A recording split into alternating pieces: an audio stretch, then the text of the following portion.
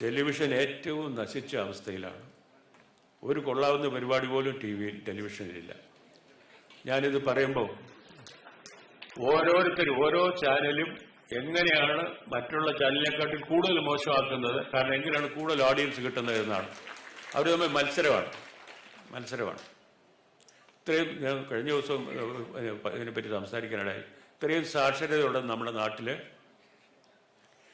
പുതുതായിട്ട് വരുന്ന പുസ്തകങ്ങളെ പറ്റി ചർച്ച നടത്തുക. അതായത് നല്ല അറിവുള്ള നല്ലൊരു നിരൂപകൻ ആ പുസ്തകത്തെ അവതരിപ്പിച്ച് അതിനെപ്പറ്റി നല്ല രീതിയിൽ സംസാരിച്ച് അവതരിപ്പിക്കുക, എന്നിട്ട് അതിൻ്റെ മുകളിൽ ചർച്ച നടക്കുക എന്നുള്ളൊരു പരിപാടി പ്രധാനപ്പെട്ട 2-3 ചാനലുകൾ ആരംഭിച്ചതാണ്.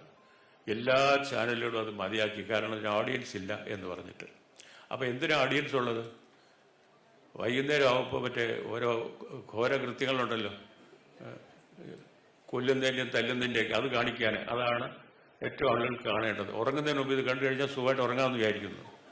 നമ്മളൊക്കെ ആയ ദുസ്വപ്നം കാണും ഇതൊക്കെ കണ്ടു കഴിഞ്ഞാൽ. അത് നമുക്ക് മനുഷ്യത്വത്തിനുള്ള വിശ്വാസം തന്നെ നഷ്ടപ്പെട്ടു പോകും.